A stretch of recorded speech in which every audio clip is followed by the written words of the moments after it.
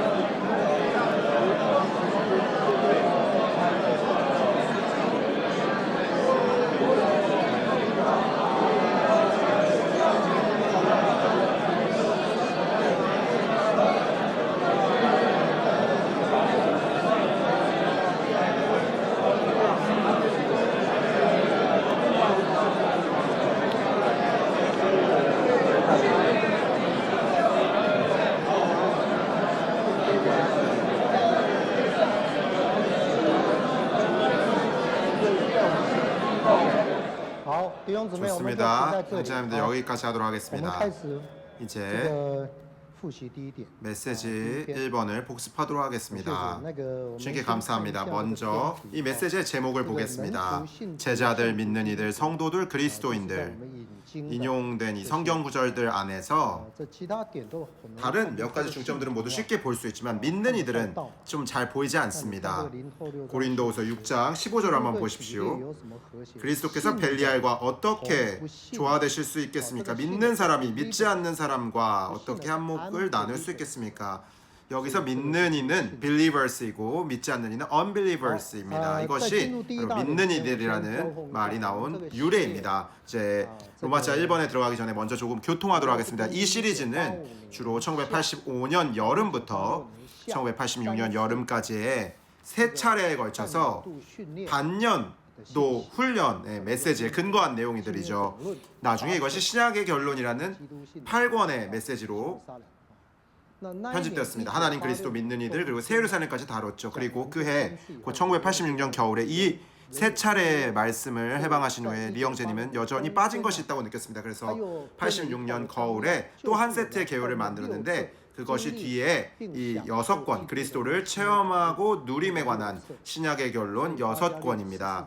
그러므로 8권에 6권을 더하여 모두 14권이죠.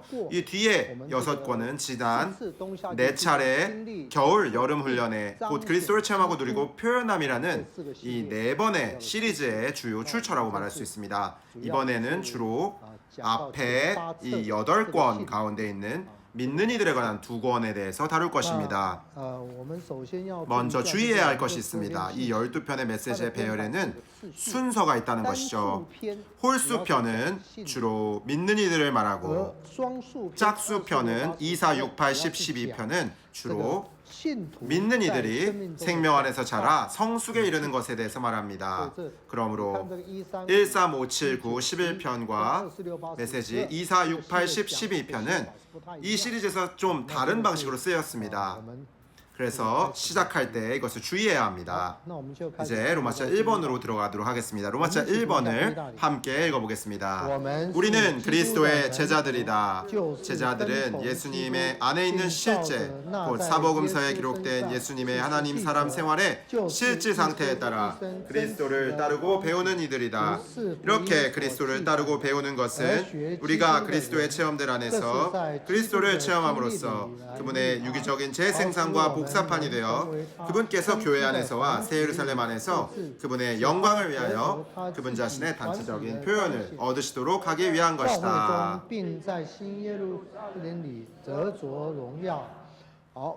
주님께 감사합니다. 이것이 신약의 결론 메시지 105편에 나오는 이 제자들에 대한 정의입니다.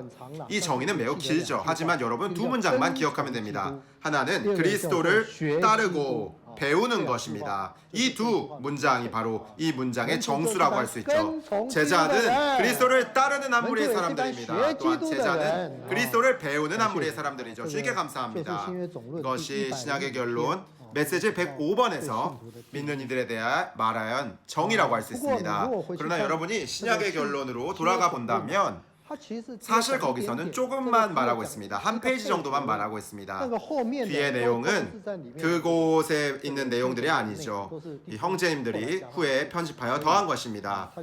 그러므로 이 2 정의 그리스도를 따르고 그리스도를 배우는 이들이라는 이것에 근거해서 약간의 보충과 전개와 확장을 추가한 것이죠. 좋습니다. 먼저 그리스도를 따르는 것에 대해서 말하겠습니다. 주 예수님께서 이 땅에 계실 때 자주 사람들에게 말했죠. 와서 나를 따르십시오 라고 말씀하셨죠. 주님께 감사합니다. 우리는 하나님의 부르심을 받은 한 무리의 사람들이죠. 이런 한 무리의 사람들이 주님과 함께 따랐기 때문에 그들은 그리스도를 따르는 사람들로 불렸습니다. 이것이 제자의 첫 번째 의미입니다. 그들이 그리스도를 따르다 보니까 자신도 모르는 사이에 그리스도를 배우게 되었죠. 그러므로 제자라는 영어에는 disciple에 해당하는 헬라어 단어는 learner입니다. 배우는 이죠. 이것은 teacher와 대응되는 말로서 배우는 사람을 뜻하는 것입니다. 그러면 제자는 그리스도를 따르는 이들, 그리스도를 배우는 한 무리의 사람들입니다. 주님께 감사합니다. 제 아래에는 11개의 중점이 있습니다. 조금 더 말해보겠습니다. 제자라는 단어는 오직 사복음서와 사도행전에서만 언급되고 있는데 서신서에서는 한 번도 이 단어가 언급되지 않죠. 그러므로 주로 사복음서와 사도행전에 사용됩니다. 이제 아래에는 11개의 중점이 있습니다. 11개의 중점 매우 간단하죠. A번부터 F번까지 6가지 중점은 주로 성경 안에서 그리스도를 배우는 것에 관한 서로 다른 구절들을 말하고 있습니다. 그래서 개요의 영어 표현을 보면 우리 모두 We are learning Christ. 우리가 그리스도를 배우는 중이다 라고 말하고 있습니다. 각 개요가 이 모두 이 말 We are learning Christ 이 것으로 시작하죠. 그리고 7번째 중점부터 11번째 중점까지 또 다른 단락이죠. 사역의 말씀에서 온 겁니다. 활력그룹이라는 책에서 온 건데 메시지 2번에서 활력그룹의 구성 성분에 대해서 말하고 있습니다. 거기에서는 그리스도의 제자들, 그리스도의 믿는 이들, 그리스도의 증인들이 포함되죠. 이제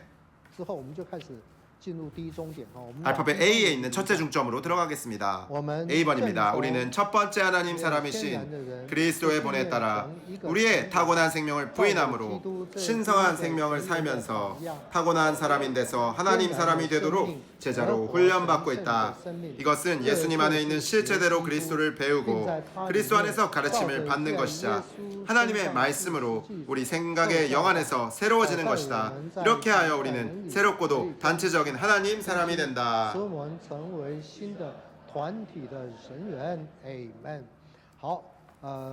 좋습니다. 여기 있는 개요들은 모두 길죠. 그러나 간단히 기억하십시오. 알파벳 A에 있는 첫 번째 중점은 주로 제자들, 곧 disciple에 관한 정의로부터 제자가 무엇인지에 대해서 말해주고 있습니다. disciple이라는 이 영어 단어에는 여러 파생어가 있죠. 그중 하나가 discipline인데 이것은 훈련과 징계의 의미를 포함하고 있습니다. 미국에서 누군가 여러분에게 무엇을 가르치냐고 물은다면 What is your discipline? 이라고 말합니다. 당신의 훈련은 무엇입니까? 당신의 전공은 무엇입니까? 디스플레이는 간호학입니까? 공학입니까? 아니면 과학입니까? 사이언스입니까? 당신의 디스플레이는 당신이 받은 훈련을 말하는 것이죠. 그러므로 제자는 훈련받는 사람들입니다. 무엇을 위해 훈련받습니까? 하나님 사람이 되도록 훈련받는 것이죠. 우리는 타고난 사람에서 하나님 사람으로 변화되도록 훈련받습니다. 이것이 제자의 의미이죠. 이것은 물론 주로 생각의 영 안에서 새롭게 되는 것을 말하는 것입니다. 주님께 감사합니다. 여기에는 이제 확장된 성경 구절들이 있죠. 그것은 생명나무에 대해서 말하고 율법책, 곧 하나님의 말씀에 대해서 말합니다. 하나님의 말씀은 우리를 새롭게 할 수 있죠. 새롭게 된다는 것이 무엇입니까? 그것은 형제들을 향하여 좌로나 우로나 치우치지 않는 것이죠. 새롭게 되지 않는다는 것은 무엇입니까? 그것은 계명에서 벗어나는 것이죠. 좌로나 우로 치우치는 것입니다. 이것이 새롭게 되지 않는 것입니다. 이제 1번 아라비아 숫자 1번을 형제님들 읽어주십시오. 여러분이 내 말에 거하면 참으로 내 제자들입니다. 그러면 여러분이 진리를 알게 될 것이며 진리가 여러분을 자유롭게 할 것입니다. 내 말에 거하면 참으로 내 제자들입니다. 제자는 말씀과 관련이 있습니다. 자매님들 2번을 읽어주십시오. 우리는 많은 기도로 성경을 읽고 그 영께서 말씀의 사역을 통해 교회들에게 하시는 말씀을 듣는 귀를 가져야 한다. 그럴 때 우리는 우리의 생각이 새로워짐으로 변화되어 주님에 의해 제자로 훈련받게 된다. 우리가 어떻게 주님의 말씀을 사용할 수 있습니까? 주님의 말씀을 취하는 첫 번째 길은 주님의 말씀을 기도로 읽는 것이고 두 번째는 사역의 말씀을 듣는 것입니다. 주님께 감사합니다.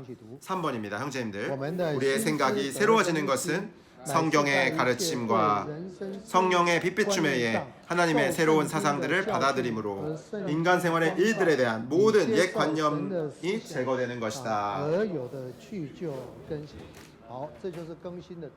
이것이 바로 새롭게 됨의 정의이죠. 방금 우리는 기도를 읽음으로 새롭게 될 수 있다고 말했습니다. 새롭게 된다는 것은 무슨 뜻입니까? 그것은 인간 생활의 일들에 대한 모든 옛 관념이 제거되는 것입니다. 이제 4번입니다. 자매님들, 주님의 제자들로서 생명이신 그리스도 자신 안에서 구원을 받음으로 사탄과 죄와 죽음을 생명 안에서 왕으로서 다스리려면 우리는 반드시 하나님의 거룩한 말씀으로 재조성되어 하나님의 말씀에 의해 지시받고 통치받고 다스림받고 통제받아야 한다. 이것이 생각이 새롭게 된 것의 결과입니다. 이걸 생명 안에서 왕으로서 다스리는 것이죠. 그리고 주님의 말씀의 가르침과 이 통치와 지시와 다스림과 통제 안에 있는 것입니다. 그러므로 이 네 가지 중점들은 모두 우리가 주님의 말씀을 통하여 제자가 되는 것과 관련 있습니다. 1번, 주님의 말씀이 우리를 제자가 되게 합니다. 2번, 기도로 읽고 사역의 말씀을 들음으로 우리가 주님의 말씀을 얻을 수 있다는 것입니다. 이러한 말씀이 우리를 새롭게 하는 것입니다. 새롭게 된다는 것은 무슨 뜻입니까? 인간 생활의 모든 옛 관념이 제거되는 것입니다. 그럴 때 우리는 생명 안에서 왕으로서 다스릴 수 있습니다. 이 네 가지 중점을 옆사람과 간단히 먼저 서로 말해보도록 하겠습니다. 아멘.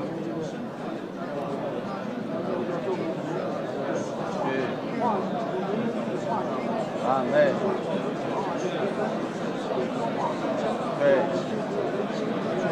아멘.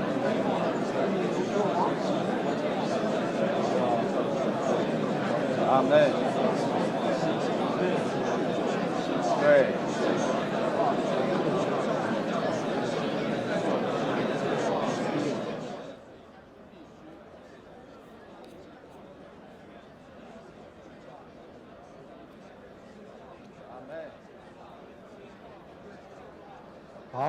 좋습니다. 형제님들 여기까지 하도록 하겠습니다. 이제 다시 돌아가서 복습해 보시면 좋겠습니다. 이제 B번을 읽어보겠습니다. 그리스도를 배우는 것은 그리스도를 먹음으로 그리스도로 대치되는 것이다. 예수님 안에 있는 실제 한 분 예수님의 하나님 사람의 생활, 그리스도의 몸의 실제 단체적인 그리스도의 하나님 사람의 생활가 되는 길은 그리스도를 먹음으로써 우리를 충족하고 우리에게 힘을 주며 우리를 강하게 하고 능력 있게 하는 공급으로 그분을 누리는 것이다. 이렇게 할 때 교회 안에서 하나님의 영광을 위해 하나님의 뜻을 선택하고 수행할 수 있다. 주님께 감사합니다. 모든 개요가 깁니다. 하지만 그 중점이 무엇인지 알아야죠. 이 메시지 이번에 B번의 중점은 그리스도를 배우는 것과 그리스도를 먹는 것 사이의 관계가 무엇인지에 대한 것입니다.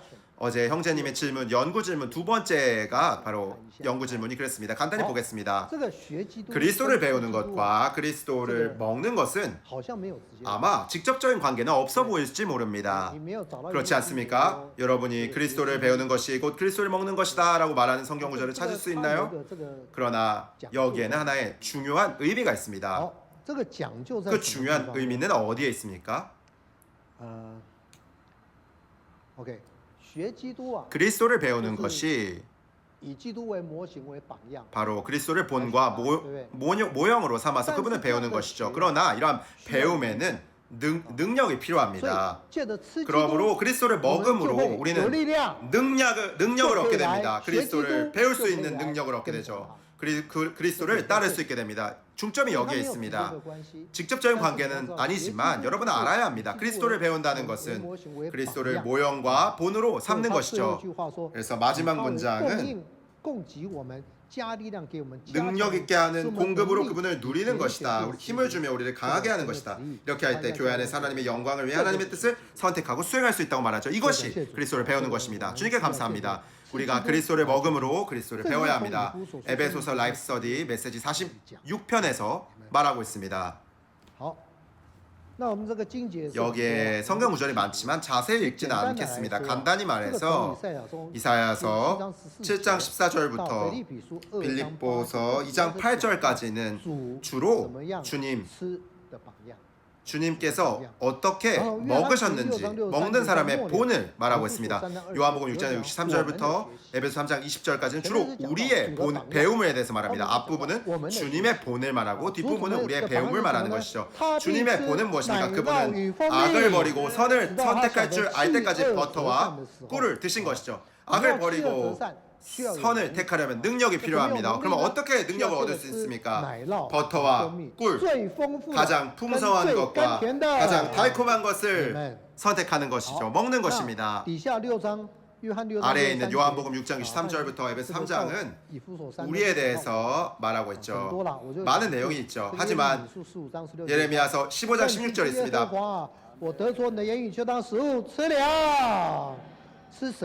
오 여호와 만군의 하나님, 제가 그것을 먹었더니 제게 마음에 즐거움과 기쁨이 되었다고 말하고 있습니다. 하나는 주님 자신의 본을 말하고 또 다른 하나는 우리가 어떻게 그리스도를 먹기를 배우는 것에 관하여 말하고 있습니다. 이제 C번을 함께 읽도록 하겠습니다.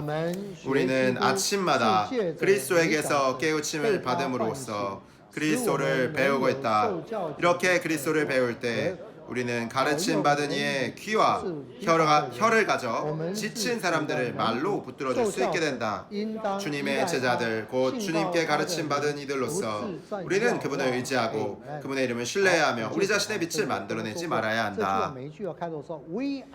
여기 각 문장의 시작이 모두 We are learning Christ라고 말했죠. 그렇다면 여기서 Christ, 그리스도의 본은 어디에 있습니까? 라고 물을 수 있겠죠. 그래서 이사야서 50장 4절이 있습니다. 주 여호와께서 나에게, 여기서 나는 누구입니까? 그리스도입니까? 아닙니다. 이것은 이사야입니다. 그렇죠? 그런데 어떻게 이사야를 배우는 것이 그리스도를 배우는 것이라고 말할 수 있겠습니까? 주께 감사합니다. 여러분은 각주를 보아야 합니다. 여기에서 이사야가 여호와의 종으로서 그리스도를 예표한다고 말하죠. 그러므로 이사야가 주 여호와께서 나에게 가르침 받은 이의 혀를 주시어 라고 말한 것은 그리스도를 예표하는 것입니다. 그리스도께는 들을 수 있는 귀, 곧 가르침 받은 이의 귀와 혀가 있었기 때문에 그분은 말로 약한 사람들을 붙들어 줄 수 있었죠. 그래서 여기서 보면 우리가 주님의 제자들, 곧 가르침받은 일로서 그분을 의지하고 그분을 신뢰해야 한다고 말했습니다. 우리 자신의 빛을 만들어내지 말아야 한다고 말했죠. 주님께 감사합니다. 이것이 그리스도를 배우는 것이죠. 그래서 가르침받은 이의 혀와 귀를 갖는 것입니다. 왜냐하면 이사야가 여호와의 종의 예표인 그리스도를 말하고 있기 때문이죠. 2번 함께 읽어보도록 하겠습니다. 그리스도는 마음이 온유하고 겸허하시며 그분의 멍에는 편하고 그분의 짐은 가벼우며 그분은 우리 혼을 위해 우리에게 안식, 온전한 평안과 충만한 만족이신 그분 자신을 주신다. 우리는 이러한 분이신 그리스도를 배우고 있다. 동일합니다. 마태복음 11장 29절은 말하죠. 여러분은 나에게서 배우십시오.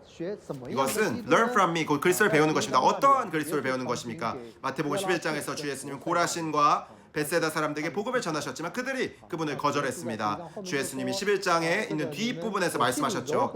나는 마음이 온유하고 겸허하니 나의 멍에를 메고 나에게서 배우십시오. 그러면 여러분의 혼이 안식을 얻게 될 것입니다. 비록 주 예수님께서 사람들에게 복음을 전하셨죠. 사람들이 받아들이지 않았습니다. 그러나 그분은 속에서 마음이 온유하고 겸허하셨고 그분의 마음에는 안식이 있었죠. 그분은 수고하고 짐을 진 우리를 부르셔서 이렇게 그분으로부터 배우게 하십니다. 그럴 때 우리의 혼이 반드시 안식을 얻게 될 것입니다. 여기에 이 수고하고 짐을 진 사람들은 단지 이 율법의 규례나 의무를 이해하기 위해 수고한 것만을 말하는 것이 아니라 일의 성공을 위해 분투하는 수고도 포함되고 있습니다. 일의 성공을 위해 분투하는 사람은 언제나 수고하고 짐을 지며 언제나 안식이 없죠. 그러나 우리가 주님께 나아가야 하고 그분께 배워야 합니다. Learn from me. 그분은 그러면 우리의 혼이 반드시 안식을 얻게 될 것입니다. 이제 알파벳 2번입니다. 우리는 우리 안에서 충분한 만족의 비결이 되시는 그리스도를 배우고 있다. 이 비결에 의해 우리는 그리스도의 인간 미덕들 안에서 하나님의 속성들을 표현하며 온갖 환경과 상황과 처지에서 그분을 살아 그분을 확대한다. 모든 요점마다 그것은 그리스도를 배우는 것과 연결해야 하죠. 여러분은 그리스도의 본이 무엇인지를 보아야 합니다. 그런 다음에 우리가 어떻게 그분을 배우는지에 대해서 보아야죠. 이것이 제자입니다. 제자는 그리스도를 따름으로 그리스도를 배우는 한 무리의 사람들이죠. 그러나 여기에서 여러분은 그리스도께 어떠한 본이 있는지 볼 수 있습니까? 여러분은 바울의 본을 봅니다. 그리스도의 본을 보지는 못합니다. 그러나 여기에는 배운다는 말이 3번 언급됩니다. 빌립보서 4장 9절에서 나는 배우고, 그리고 11절에서 나는 배웠습니다. 12절은 나는 비결을 배웠습니다 라고 말하죠. learn입니다. 그러므로 이것이 우리가 그리스도를 배우는 하나의 방식이라고 말할 수 있죠. 이것이 그리스도를 배우는 것과 어떠한 관계가 있습니까? 바울은 말합니다. 각각의 일과 모든 일에서 나는 비결을 배웠습니다. 바울이 어떠한 비결을 배웠나요? 바울은 그리스도를 체험하는 비결을 배웠습니다. 그리스도를 체험하는 것은 어디에 있습니까? 특별히 4장 13절에 밑줄을 그어야 합니다. 나는 나에게 능력 주시는 분 안에서. 이것이 그리스도를 우리는 능력 주시는 분 안에 있다면 비결을 배울 수 있습니다. 이것이 그리스도를 배우는 것이죠. 그리스도를 배우는 것은 자신을 그리스도 안에 두는 것을 배우는 것입니다. 한 권의 책 그리스도를 체험하니라는 책의 10장에서 리영재님 말씀해 주셨습니다. 우리가 그리스도 안에 있다는 사실을 어떻게 적용하는지에 대해서 말했습니다. 형제님 말씀해 주셨죠. 여러분이 집회 갈 때 예를 들어 이곳에 오거나 PSRPA에 오거나 NIM에 가거나 어떻게 갑니까? 걸어서 갑니까? 아닙니다. 차를 타고 갑니다. 여러분은 차 안에서 가는 것이죠. 만약 내가 차를 타고 않고 걸어가겠다고 한다면 아마 2시간 정도 걸어갈 수 있겠죠. 그렇게 어리석은 사람이 아마 없겠죠. 그러므로 우리가 배워야 하는 비결의 중점은 바로 나에게 능력 주시는 분 안에 있는 것이죠. 주께 감사합니다. 이것이 그리스도를 배우는 것입니다. 그리스도를 배우는 것은 자신을 그리스도 안에 거하게 하는 것을 배우는 것입니다. 주께 감사합니다. 그리스도께서 우리를 대신하여 모든 일을 하시는 것이죠. 마치 차가 우리를 집회에 데려가게 하는 것과 같습니다. 주께 감사합니다. 이것이 그리스도를 배우는 것입니다. 그 결과 4장 8절에 무슨 일에든지 장중하며 의로우며 순수하며 사랑스러우며 평판이 좋아하며 어떤 미덕과 칭찬이 있는 것들, 바로 그리스도를 살고 확대하는 비결을 갖게 됩니다. F번입니다. 우리는 사랑하고 용서하는 마음과 목양하고 찾는 영에 따라 긍휼을 베풀기 원하시는 분이신 그리스도를 배우고 있다.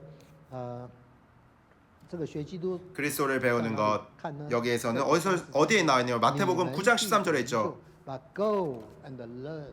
여기에서 여러분은 가서 배우십시오라고 말하고 있습니다. 이것은 go and learn입니다. 그리고 learn from me, 우리가 그리스도를 배우는 것이고 주 예수님께서 go and learn이라고 말씀하셨습니다. 가서 배우라고 말하는 것이죠. 이 6가지 중점이 하나의 단락이라고 말할 수 있습니다. 간단히 말하겠습니다. 어떻게 우리가 그리스도를 배웁니까? 연구 질문의 문제의 첫 번째죠. 우리가 어떤 실제적인 방식들로 그리스도를 배우는가입니다. 이 6가지 중점을 간단히 이 구어체로 말해본다면 그리스도를 배우는 것의 첫 번째는 하나님 사람이 되도록 훈련을 받는 것입니다. 두 번째는 그리스도를 먹는 것이죠. 세 번째는 가르침받은 이의 귀와 혀를 갖는 것입니다. 네 번째는 바로 그분의 멍에를 메고 그분께 배우는 것입니다. 다섯 번째는 그분 안에서 비결을 배우는 것입니다. 그리고 다시 한번 말해보겠습니다. 5가지 중점입니다. 첫 번째, 하나님 사람이 되도록 훈련을 받는 것입니다. 두 번째로는 바로 그리스도를 먹는 것이죠. 세 번째는 가르침받은 이의 혀와 귀를 갖는 것입니다. 그리고 그분의 멍에를 메고 그분으로부터 배우는 것, 그리고 비결을 배우는 것입니다. 죄송합니다. 그리고 6번째가 있습니다. 바로 사랑하고 용서하는 마음과 목양하고 찾는 영에 따라 그리스도를 배우는 것입니다. 이것이 6번째 중점입니다. 좋습니다. 서로 말해보도록 하겠습니다. 어떻게 우리가 그리스도를 배울 수 있는지 실제적인 이런 적용 6가지를 교통해보도록 하겠습니다. 두 분씩 말씀해 보십시오.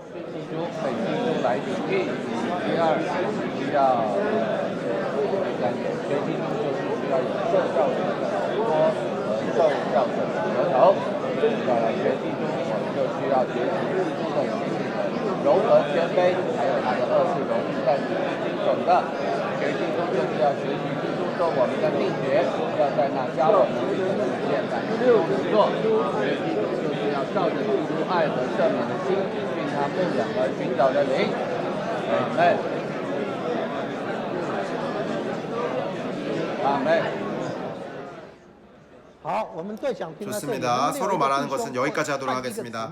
한 형제님과 한 자매님이 나와서 이 6가지 중점을 구어체로 한번 말씀해 보시면 어떻겠습니까? 간단하게 어떻게 그리스도를 배우는지에 대해서 말씀해 주십시오. 형제님 한 분, 자매님 한 분입니다.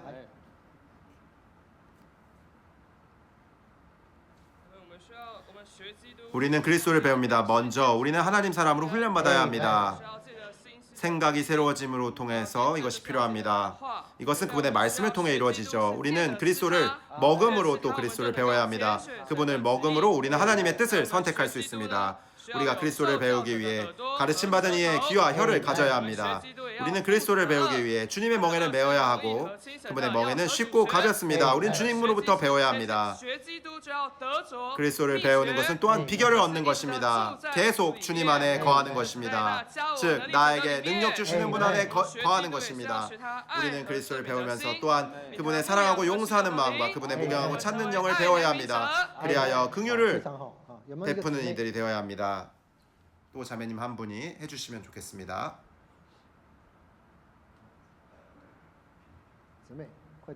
빠르게 나와 주십시오.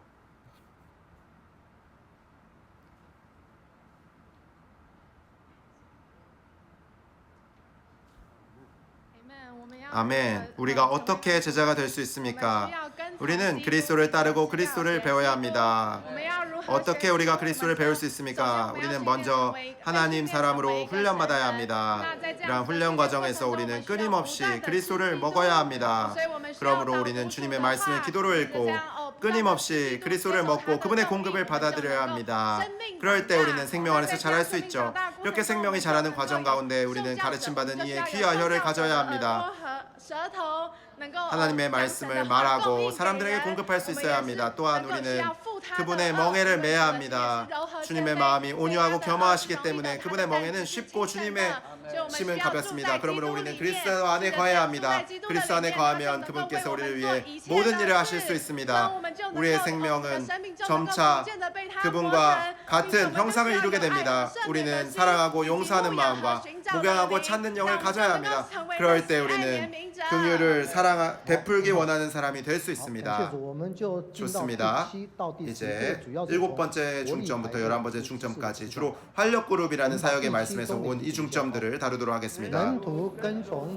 이제 H번입니다. G번입니다. 주님은 3년 반 동안 따른 제자들은 그분께서 무엇을 하시고 어떻게 행동하시며 어떻게 말씀하셨는지를 보았다. 제자들은 주님을 지켜보았으며 제자들 안으로 불어넣어지신 생명의 영, 실제의 영은 제자들을 그들이 지켜본 곳들의 모든 실제 안으로 안내하실 것이다. 이것은 활력그룹의 메시지 2번 활력그룹의 구성성분이라는 책에서 나온 것입니다. 활력그룹의 구성성분은 먼저 믿는 이들이죠. 그리고 그 다음은 제자들입니다. 그리고 예수님께서 처음 제자들을 선택하실 때 주로 두 가정에 있는 네 사람을 사용하셨습니다. 어느 두 가정입니까? 베드로와 안드레가 하나의 가족이고 또 요한과 야고보가 한 가족이죠. 그들은 3년 반 동안 주 예수님과 함께 먹고 함께 살고 함께 행했죠. 그들은 주 예수님께서 하신 모든 일을 관찰했습니다. 그러나 그때에 주님은 여전히 주님이셨고 그들은 여전히 그들이었습니다. 그들은 단지 주님을 관찰한 관찰자였죠. 그러나 주님께 감사합니다. 주 예수님께서 십자가에 못 박혀 죽고 부활하신 후 그분이 생명 주시는 영이 되셨죠. 이 생명의 영은 그들을 모든 실제 안으로 이끄실 것입니다. 그러므로 이 3년 반 동안 그들이 관찰한 모든 것이 그들을 제자로 조성한 것입니다. 주님께 감사합니다. 이것이 제자에 관한 중점입니다. 이제 H번입니다. 주 예수님은 그분 자신에 의해서가 아니라 또 다른 근원, 또 그분의 아버지에 의해 부활 안에서 인간 생활을 하신 분이셨다. 우리가 또 다른 생명에 의해 곧 우리 안에 내주하시는 그리스도에 의해 우리의 인성 안에서 살 때 이런 종류의 생활은 우리를 주님의 진정한 제자들로 만든다. H번은 제자들을 관찰한 것을 말하는데 무엇을 관찰했습니까? 주님께서 땅에서 비록 한 사람이셨지만 사람의 인간 생명에 의해 살지 않으시고 또 다른 생명에 의해 사셨다는 것을 관찰했죠. 이것이 그들이 관찰한 것입니다. 목표와 결과가 무엇이었습니까? 이제 I번입니다. 주님의 제자들은 삼위 하나님의 실질적인 임재를 갖는다. 삼위 하나님의 임재는 그들의 큰 기쁨이 되어 그들을 예수님같이 인간적인 사람들, 곧 어떤 속임수나 미선 없이 만나는 이들에게 다정하고 호감을 주며 매력적인 사람들이 되게 한다. 주님께 감사합니다.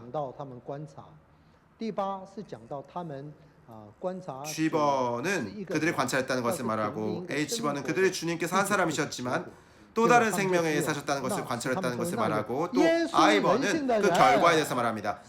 그들은 예수님의 인성을 가진 사람들이 되게 하고 그들이 접촉하는 사람들에게 달콤하고 매혹적이고 매력적이고 거짓이나 위선이 전혀 없는 사람들이 되겠죠. 이것은 삼위 하나님의 실질적인 임재가 필요하다는 것입니다. 주님께 감사합니다. 어제 형제님께서 특별한 표현을 말씀해 주셨습니다. 형제님이 리형제님께서 이 활력그룹에 대해서 말했는데 모든 봉사하러 가는 사람들에게는 cheerful countenance, 바로 사람들을 이렇게 격려하는, 이제 기쁘게 하는 이런 표정, 얼굴 표정이 필요하다고 말했습니다. 주님께 감사합니다.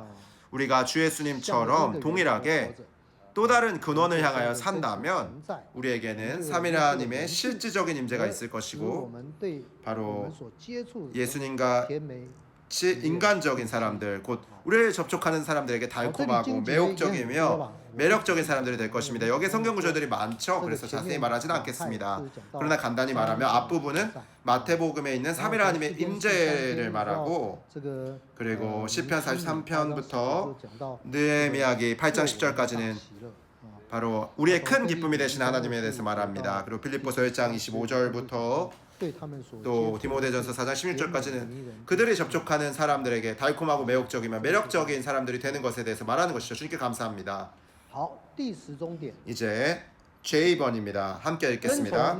그리스도를 따르는 이들은 하나님 사람의 본으로서 이 땅에 사신 그리스도의 인간 생활을 통해 제자로서 훈련받았다. 그분의 인간 생활은 인성에 있어서 그분 자신을 부인함으로 하나님을 사는 생활이었으며 사람에 관한 그들의 관념을 혁신시켰다. 주께 감사합니다. 우리가 이렇게 또 다른 생명에 살 때 우리는 이 제자들이 되는 훈련을 받는 것이죠. 이것이 사람에 대한 우리의 관념을 철저히 바꿀 것입니다. 사람에 관한 그들의 관념을 혁신시켰다라는 것은 무슨 말입니까? 이것이 좀 이해하기가 어려운데 바로 사람에 관한 그들의 관념을 혁신시키다니 어떤 관념을 바꾼 것이죠? 어제 형제님의 메시지에 많은 예시가 있었죠. 예를 들면 주 예수님께서 명절을 지내기 위해 올라가실 때 그분의 제자들이 그분께 가라고 했지만 주님이 말씀하셨습니다. 나의 때가 아직 이르지 않았다. 하지만 여러분의 때는 언제나 준비되어 있습니다. 그러나 얼마 지나지 않아 그분이 올라가셨습니다. 형제님은 이것이 제자들의 관념을 바꾸었다고 말했죠. 그들은 유대인의 율법이 정한 절기에 따라 명절을 지낸 것이 아니라 아버지의 계획과 아버지의 시간표에 따라 갔다는 것입니다. 이것이 사람에 관한 그들의 관념을 바꾼 것이죠. 이제 K번을 제가 읽겠습니다. 나는 회복 안에서 18년 동안 워치만 형제님이 어떻게 행동하는지를 지켜보았다. 내가 네 형제님에게서 지켜본 모든 것이 나를 제자로서 훈련시켜 주었다. 이것이 활력그룹 메시지 2번 활력그룹의 구성 요소에서 위트니스 형제님께서 말씀하신 것입니다. 이제 로마서 1번을 복습해 보도록 하겠습니다. 1번에서 형제님께서 많은 서두의 말씀을 말씀해 주셨는데, 예를 들면 누가복음 10장 39절에서 마리아가 주님의 발 앞에 앉아서 이 네 가지 중점에 대해서 말했죠. 그리고 어떻게 빛비춤을 가질 수 있는지에 대해서도 말씀해 주셨습니다. 이제 우리가 조금 보충해 주실 수 있겠습니다. 어떻게 빛비춤을 가질 수 있겠습니까? 5가지 요점이 있었죠. 필기하신 분이 있다면 올라와서 교통해 주시기 바랍니다. 서두에 말해서 형제님은 누가복음 10장 39절을 인용해 주었습니다. 마리아가 주님의 발 앞에 앉아 주님의 말씀을 들은 것에 관하여 4가지 요점을 말씀해 주셨습니다. 첫 번째는 주님을 강조했습니다. 주님의 발 앞에 앉는 것입니다. 우리는 다른 사람의 말을 들으러 온 것이 아니라 주님의 말씀하심을 찾으러 온 것이죠. 형제님 시편 27편 8절을 인용했습니다. 우리가 여호와의 얼굴을 찾아야 한다고 말했습니다. 두 번째는 발입니다. 발은 겸손을 함축하는 것이죠. 형제님 베드로전서 5장 5절과 갈라디아서 6장 3절과 로마서 12장 3절과 잠언 16장 18절을 인용했습니다. 주님께서 겸손한 사람에게 은혜를 주신다고 말했습니다. 겸손은 자신이 아무것도 아니라는 것을 보는 것입니다. 셋째는 앉음을 강조했습니다. 우리가 우리의 모든 활동을 멈춰야 합니다. 특별 집회에 오기 전에 얼마나 분주했든지 간에 우리는 주님 앞에서 잠잠해야 합니다. 네 번째는 말씀입니다. 우리는 들음을 통해서 주님의 말씀을 듣고 그분의 분배를 받아야 합니다. 주님께서 우리 각 사람에게 개인적이고 즉각적인 말씀을 주시기를 구해야 합니다. 아주 좋습니다. 필기하신 분이 또 있나요? 빛비춤을 받는 방법에 관한 교통이 있었습니다. 첫 번째로 우리는 빛을 원하는 사람이 되어야 합니다. 주님에게서 빛비춤을 받기를 사모해야 합니다. 두 번째로 우리는 열린 사람이 되어야 합니다. 세 번째로 우리는 우리 자신을 멈추어야 합니다. 네 번째로 우리는 다투지 않아야 하고 주님의 빛비춤이나 성령의 말씀하실과 다투지 않아야 합니다. 다섯 번째로 우리는 계속 비단의 살기를 훈련하기를 원해야 합니다. 좋습니다.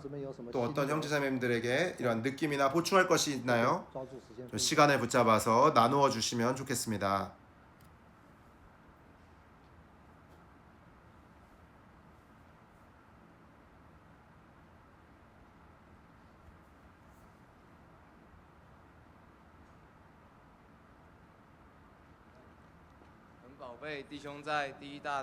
매우 귀한 것은 형제님께서 로마자 1번에서 학개서 2장 23절을 보충해서 말씀해 주셨다는 것입니다. 만군의 여호와가 말한다. 스알디엘의 아들 나의 종 수룹바벨이야. 그날에 내가 너를 선택하고 너를 인장반지로 삼겠다. 왜냐하면 내가 너를 선택하였기 때문이다. 만군의 여호와의 말이다. 인장 문양이 새겨져서 도장을 찍고 봉인하는 데 사용되는 반지이죠. 여기서 여호와는 스룹바벨을 그분의 대표로 여기셨고 여호와께서 그를 사랑하셨고 신뢰하셨습니다. 착용한 이 인장 반지는 인증하고 승인하는 데 사용되죠. 그래서 권위를 가지고 하나님의 대표할 수 있었습니다. 오늘 모든 제자들은 마땅히 주님의 대표가 되어야 합니다. 주님과 하나 되어야 합니다. 아주 좋습니다. 좋습니다. 거의 시간이 다 됐습니다. 중점들을 다 복습했습니다. 이제 로마자 2번과 하부 중점들을 옆에 계신 분들과 서로 기도로 읽어보고 서로 나누어 보도록 하겠습니다.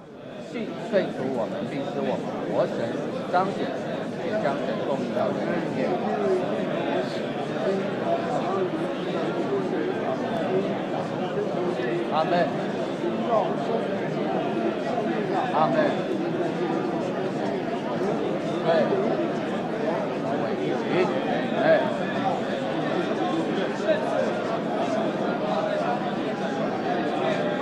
아멘.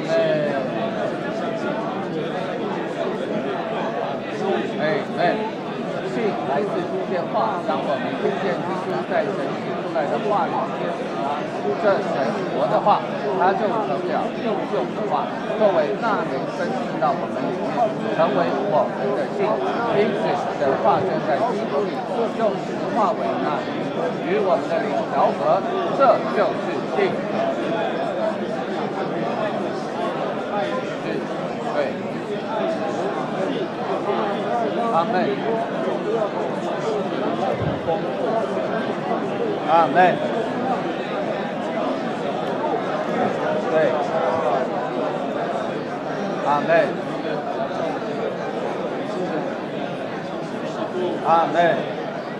我们信徒在以下基督的关系里凭信而活。对。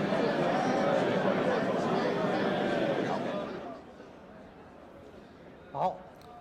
아멘.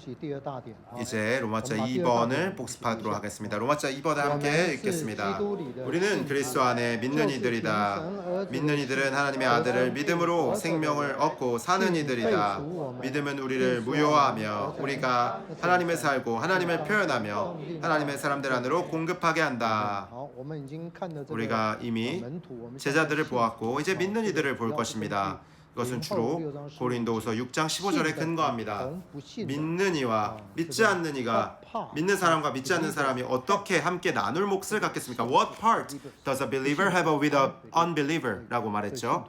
여기서 믿는 이는 believers고 믿지 않는 사람은 unbelievers입니다. 이것이 믿는 이들이라는 메시지의 근거입니다. 우리의 이 개요에서 로마자 1번과 로마자 2번은 주로 신약의 언론 메시지 105편에 근거하지만 이제 로마자 3번과 로마자 4번은 신약의 언론 메시지 106편에 근거합니다. 그러나 여러분은 알아야 하죠. 그럼 나도 할 수 있겠다. 그 개요를 꺼내서 다시 정리하면 되겠구나라고 한다면 이제 아마 좀 문제가 될 겁니다. 신약 결론의 내용을 보면 이것과 많이 다릅니다.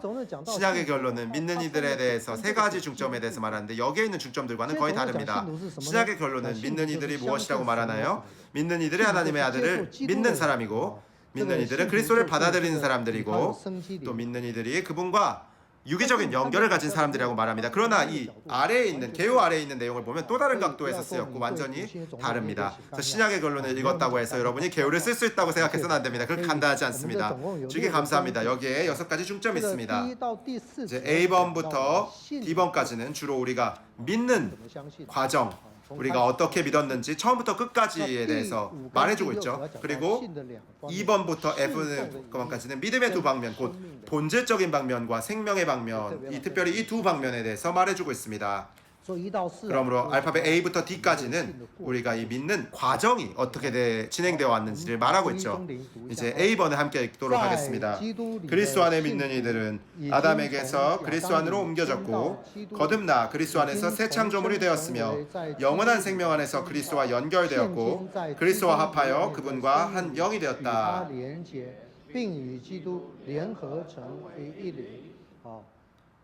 좋습니다. 믿는 이들에 관해서 물론 이것은 믿음과 관련이 있죠. 성경에는 두 단어가 있습니다. 하나는 believe라는 단어가 있고 또 다른 하나는 faith입니다. 둘 다 믿음이죠. 그러나 신약의 결론은 특별히 강조하고 있습니다. 성경에 believe Christ, believe Jesus 라는 말이 없다고 강조하고 있고 오직 believe into, faith into 반드시 전치사 하나 안으로가 더해져야 한다고 말하고 있습니다. 단독으로 believe라고 말하지 않고 모두 believe into 곧 믿어 들어가는 것에 대해서 말합니다. 그러므로 이 into 안으로는 일종의 유기적인 연결을 함축하죠. 결국 영원한 생명 안에서의 유기적인 연결을 함축하는 것이죠.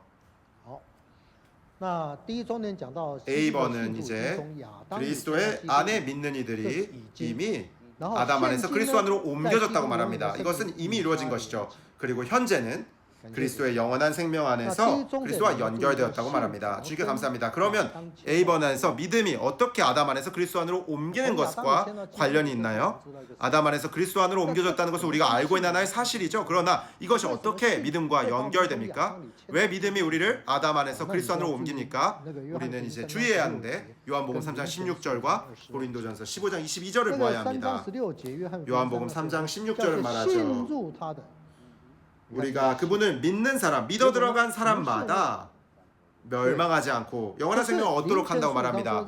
그러나 고린도전서 15장 22절은 아담 안에서 모든 사람이 죽은 것 같다라고 말했던 거죠. 죽음은 곧 멸망이죠. 그러므로 주님 안으로 믿어 들어간 사람은 바로 아담 안에서 그리스도 안으로 이제 옮겨진 사람입니다. 그 구절은 이제 또 말하죠. 그리스도 안에서 모든 사람이 살아나게 될 것입니다. 믿음은 우리를 멸망하지 않게 하죠. 아담 안에서 우리는 모두 멸망합니다. 그러나 그리스도 안에서 모든 사람이 살아납니다. 그러므로 믿음은 우리를 아담 안에서 그리스도 안으로 옮긴 것이죠. 이것은 과거에 일어난 사실입니다. 지금은 어떻습니까? 주님과 합하는 사람은 한 영입니다. 주님과 한 영입니다. 주님께 감사합니다. 그러므로 이 믿음은 우리를 아담에게서 그리스도 안으로 옮겼고 이 생명 안에서 그분과 영원한 생명 안에서 그리스도와 연결되게 하였습니다. 1번입니다. 그리스도 안에 믿는 이들로서 우리는 두 번 태어났다. 우리는 첫 번째 출생을 통해 타고난 사람이 되었지만 어느 날 거듭남으로 신성하고 영원한 생명으로 새로 태어났다. 2번입니다. 우리는 로마서 8장 16절에서 우리의 영적인 출생에 대한 두 번째 출생 증명서를 볼 수 있다. 2절은 그 영께서 우리의 영과 함께 우리가 하나님의 자녀들임을 증언하신다고 말한다. 우리의 신성하고 비밀한 출생 증명서는 이중의 영, 곧 우리의 영과 함께 하시는 그 영이다. 우리의 영은 주님과 한 영이 되었다. 주님께 감사합니다. 그러므로 1번은 우리가 어떻게 아담 안에서 그리스도 안으로 옮겨졌는지를 설명하죠. 왜냐하면 우리의 첫 번째 출생은 육체 안에서였죠. 그러나 두 번째 출생은 영이기 때문입니다. 둘째로 2번은 바로 우리의 과거에 대해서 말합니다. 지금 우리는 이 두 영은 이미 한 영이 되었죠. 그 영, the spirit, 대문자로 spirit, 그리고 우리의 영, our spirit, 소문자 s. 그러므로 대문자 spirit과 그 영, 그리고 소문자 영, our spirit, 우리의 영이 연결되어서 한 영이 되었습니다. 주께 감사합니다. 이제 B번입니다. 사람이 그리스도의 말씀을 듣고 그분을 알고 그분을 감사하고 그분을 귀하게 여길 때 그분은 그 사람 안에 믿음이 생기게 하시어 그분을 믿을 수 있게 하신다. 이처럼 그리스도는 그 사람 안에서 믿음이 되시고 그는 그 믿음으로 그분을 믿게 된다. 어제 형제님의 이 연구 문제 세 번째 질문이 있었죠. 우리가 어떻게 믿음을 가질 수 있습니까? 앞에서는 우리가 주님을 믿는 과정에 대해서 말했죠. 그러나 두 번째로는 이 믿음이 우리 자신 안에서 나온 것이 아니라는 것을 알려주고 있죠. 여러분이 믿음이 이렇게 좋다면 내가 믿음을 가져야겠다라고 결심할 수 있죠. 그러나 죄송하지만 이 믿음조차 여러분에게 속한 것이 아닙니다. 히브리서 12장 2절은 말합니다. 우리 믿음의 창시자와 완성자이신 예수님을 주목합시다. 이 믿음조차 우리 자신의 것이 아닙니다. 오직 예수님만이 그 믿음의 창시자이시죠. 그분은 originator, 바로 기원자이시고 그분은 leader, 인도자이시고 또 pioneer, 개척자이시고 author, 창시자이시고 forerunner, 선주자이십니다. 그러므로 이 믿음은 우리 자신의 것이 아니죠. 믿음이 이렇게 보배로운 것이지만 믿음은 우리 자신의 것이 아닙니다. 믿음은 주 예수님에게서 온 것이죠. 또한 우리는 갈라디아서 2장 20절을 더할 수 있습니다. 여기서 그분께서 말합니다. 이제 내가 육체 안에 사는 생명은 하나님의 아들의 믿음 안에 사는 생명입니다. 여기에서 하나님의 아들의 믿음 안에서라고 말하죠. 하나님의 아들의 믿음입니다. 그러므로 믿음이 이렇게 보배롭지만 우리는 이 믿음이 우리 자신의 것이 아니라는 것을 알아야 합니다. 예수님이 그 믿음의 창시자이십니다. 우리가 이 예수님을 주목할 때 주님께 감사하는 것은 이 생명 주시는 영께서 살아있는 믿음을 우리 안으로 주입하시죠. 그때 우리 안에서 어떤 것이 발생합니다. 그것은 바로 믿음이죠. 이것이 바로 믿음의 이야기이고 믿음의 과정이라고 말할 수 있습니다. 10번은 또 다른 각도에서 말하고 있습니다. 10번을 함께 읽겠습니다. 믿음은 말씀을 듣는 데서 온다. 우리가 그리스도의 말씀을 듣고 하나님의 기록된 말씀 안에 있는 하나님의 살아있는 말씀이신 그분을 접촉한다면 그분은 그 영이 적용된 말씀이 되심으로 우리 안에 분배되시어 우리의 믿음이 되신다. 그러므로 그리스도 안에 체현되시고 그 영으로 실제화되시어 우리의 영과 연합되신 하나님이 바로 믿음이시다. 주께 감사합니다.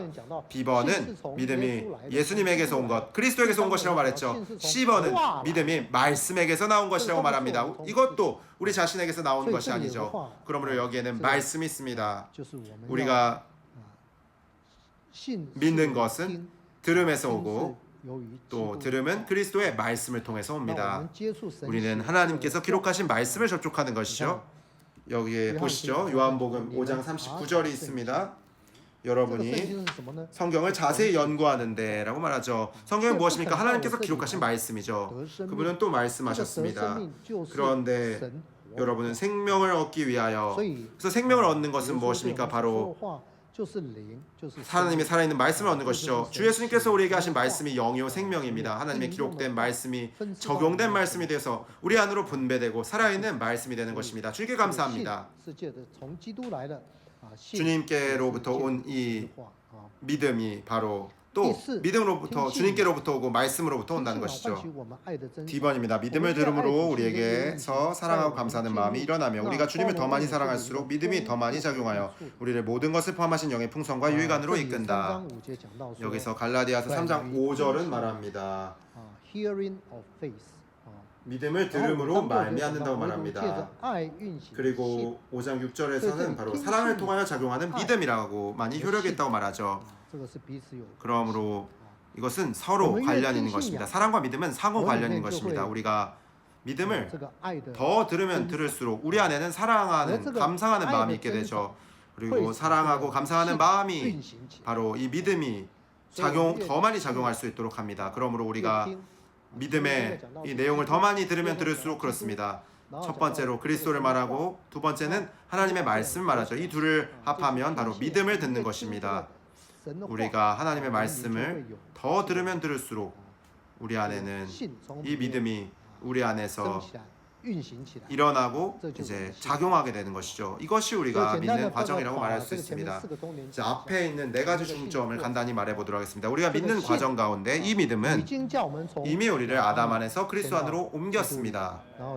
지금 우리는 이제 그리스도와 유기적인 연결을 갖고 있습니다.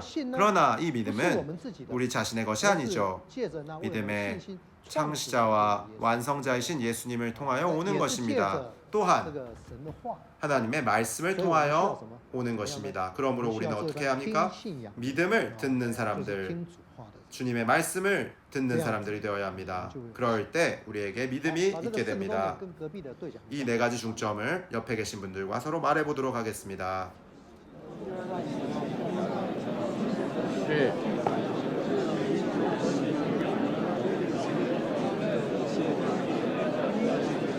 아멘. 아멘.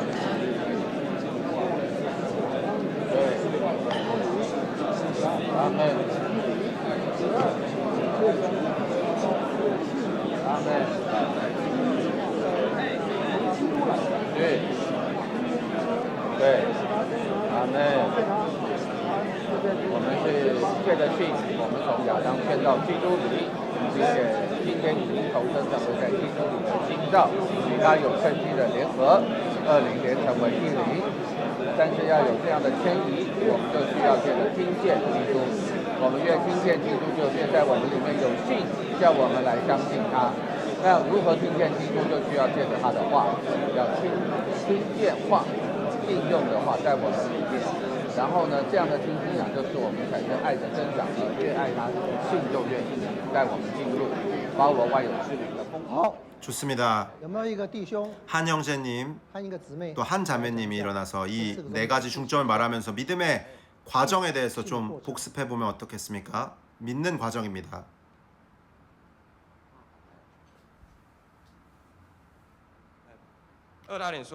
로마자 2번은 우리가 그리스도 안에 믿는 이들, 곧 하나님의 아들의 믿음으로 생명을 얻고 사는 사람들이라고 말합니다. 사실 성경에는 believe Christ라는 믿는 표현이 없습니다. 오직 believe into Christ라는 표현만 있습니다. 이러한 믿음에는 한 가지 의미가 있는데 곧 연합입니다.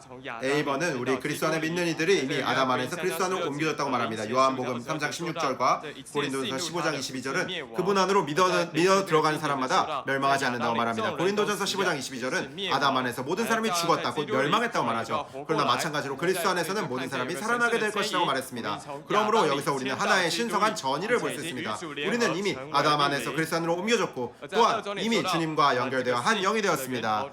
두 번째 이제 B번에서 믿음의 근원이 그리스도를 듣는 데 있다고 말합니다. 히브리서 12장 2절은 그리스도께서 우리의 믿음의 창시와 완성자라고 말하죠. 그리스도는 우리 믿음의 근원이십니다. 사람 안에는 본래 믿음이 조금도 없죠. 그렇다면 그리스도를 듣는다는 것은 무엇을 말합니까? 더 실제적으로 말한다면 말씀을 듣는 것입니다. 로마서 10장 17절은 그러므로 믿음은 듣는 데서 생기며 듣는 것은 그리스도의 말씀으로 말미암아라고 말합니다. 살아있는 말씀이신 그리스도께서 우리에게 적용된 말씀이 되셨습니다. 또한 우리가 말씀을 듣는 것은 더 실질적으로 말한다면 믿음을 듣는 것이죠. 우리가 집회에 오고 우리의 생활 안에서 모든 추구를 하는 것, 그것은 바로 이 믿음의 내용, 신앙을 듣는 것입니다. 이 믿음은 우리 안에서 주님에 대한 사랑하는, 감상하는 마음을 불러일으키고 우리 안에 믿음이 우리 안에서 더욱 작용하게 합니다. 아주 좋습니다. 자매님 한 분 나오셔서 말씀하시면 좋을 것 같습니다. 없으면 다른 중점으로 넘어가도록 하겠습니다. 알파벳 2번입니다. 로마서 12장 3절은 마땅히 생각할 것 이상으로 자신을 더 높게 생각하지 말고 하나님께서 각 사람에게 나눠주신 믿음의 분량에 따라 분수에 맞게 생각하십시오라고 말한다. 방금 말한 것은 믿음의 본질적인 방면에 관한 것이었죠. 이것은 로마서 결정연구 메시지 10번 믿는 이들의 믿음의 본질에 관하여 말한 내용이었습니다. 믿는 이들의 믿음에는 질적인 방면과 양적인 방면이 있죠. 질적인 방면은 모두 동일합니다. 모든 사람이 같습니다. 그러나 양은 다를 수 있습니다. 마치 전등 안에 전기가 모두 같죠. 모두 발전소에서 옵니다. 그러나 전구는 크기도 하고 작기도 하고 어떤 것은 밝기도 하고 어떤 것은 덜 밝기도 하죠. 이것은 분량이 서로 다르다는 것입니다. 그러므로 질은 같지만 양은 다릅니다. 하나님께서 믿는 이들에게 나눠주신 믿음은 모두 동일하게 보배로운 믿음이지만 양에 있어서는 서로 다를 수 있습니다. 바울은 큰 산일 수 있지만 우리는 작은 돌 하나일 수 있습니다.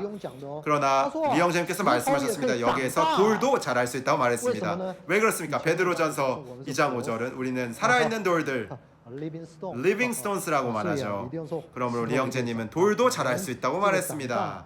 우리가 주님을 더 많이 접촉할수록 양의 많고 적음은 우리의 성장에 달려있다고 해야 했죠. 우리가 바울처럼 자란다면 우리가 받은 믿음의 몫은 크게 확장될 수 있을 것입니다.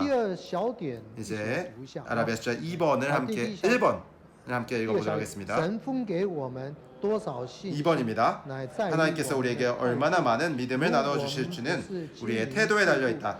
우리가 분수에 맞게 생각하지 않는다면 마땅히 생각할 것 이상으로 자신을 더 높게 생각하고 서로 자기보다 남을 낫다고 여기지 않으며 아무것도 아니면서 무엇이 된 줄로 생각한다면 하나님은 우리에게 믿음을 나누어 주시는 것을 더 늘리지 않으실 것이며 오히려 줄이실 수도 있다. 이것도 같은 책에서 온 내용입니다. 그러나 반대의 각도에서 쓴 것이죠. 우리의 태도와 관련이 있다는 것입니다. 우리는 분명하고도 분수에 맞게 생각해야 합니다. 우리는 믿음의 분량에 있어서 우리는 분명하고도 이 명확하게 생각해야죠. 우리가 분명하고도 분수에 맞게 생각한다면 하나님 우리의 분량을 믿음의 분량을 증가시킬 수 있으실 것입니다. 이제 F번입니다. 우리 믿는 이들은 다음과 같은 그리스도와의 관계에서 믿음으로 산다. 이 중점에는 모두 7가지의 하부 중점이 있습니다. 7개죠. 6개가 아니라 7개입니다.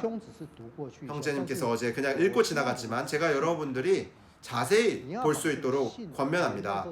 여러분은 이 믿음에 관한 이 7가지 하부 중점들을 믿음과 각각 연결할 필요가 있죠. 이 안에는 아주 많은 풍성이 있습니다. 조금 시간을 들여서 생각해 볼 필요가 있습니다. 1번은 그리스도는 포도나무시고 우리는 그분의 가지들이다.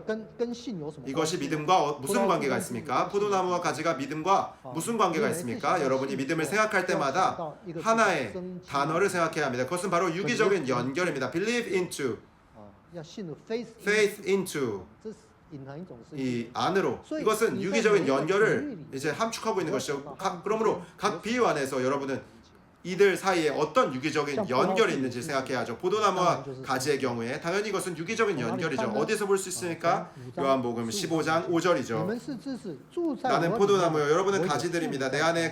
여러분이 내 안에 거하고 내가 여러분 안에 거하면 이라고 말하죠. 서로 안에 거하는 것은 유기적인 연결은 매우 깊은 연결이죠. 그러므로 이것은 일종의 유기적인 연결이라고 말할 수 있습니다. 2번 그리스도는 머리시고 우리는 그분의 지체들입니다.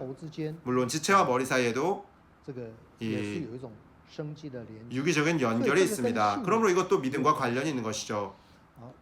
제가 또 하나를 말하자면 각 중점들은 사역의 말씀 안에서 찾을 수 있는데 여러분이 그 몇 가지 키워드들을 입력하면 많은 것들을 찾을 수 있습니다. 예를 들어서 이제 두 번째 중점은 온전하게 하는 훈련 메시지 25번에서 몸의 생활을 위한 하나님의 아들의 자격이라는 메시지가 있죠. 우리 안에 몸 안에서 그리스도 자신과의 관계가 이제 유기적인 관계, 머리와 유기적인 관계가 지체들로서 있다는 것입니다.